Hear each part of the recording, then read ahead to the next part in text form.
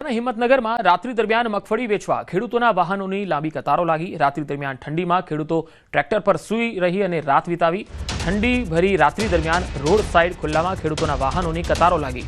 માર્કેટયાર્ડથી highway ચોકડી સુધી ખેડૂતોના વાહનોની લાંબી કતારો જોવા મળી। હિંમતનગર માર્કેટયાર્ડ વર્ષોથી મગફળીના બજાર તરીકે જાણીતું છે।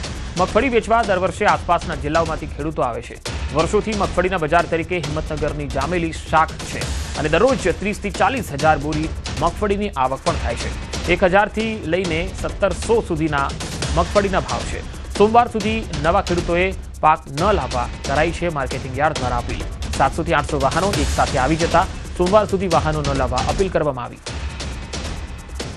કાલ રાતના 8 વાગ્યાથી અહીંયા ગાડી આવ્યા છે ટ્રેક્ટરો લઈને, પણ હજી સુધી કોઈ નંબર આવી નથી રહ્યો અને હજી તો એવું લાગી રહ્યું છે કે કાલે સાંજ સુધી નંબર આવશે।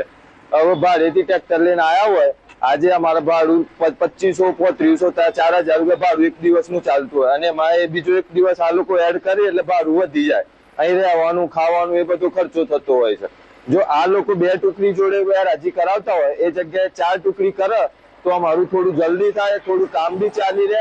અને અત્યારે બટાકાની ને બધી સિઝન ચાલતી હોય, 2-3 દિવસ સુધી અહીંયા આગળ ટ્રેક્ટર પડી રહે એટલે મને સિઝને પાછી ખેંચાતી જાય છે। 3 દિવસથી અમે અહીંયા છીએ। 3 દિવસનું પર ડે 1500 ભાડું છે। ઘેર બીજું ખેતી કામ ચાલુ છે, ઘઉં પહેરવાના ચાલુ છે, બટાકાનું કામ ચાલુ છે અને ખેડૂત બરોબર હેરાન થાય છે। આમાં તો કોઈ યોગ્ય પગલાં લેવાય, બરોબર। અને રાજ્યમાં માણસો વધારતી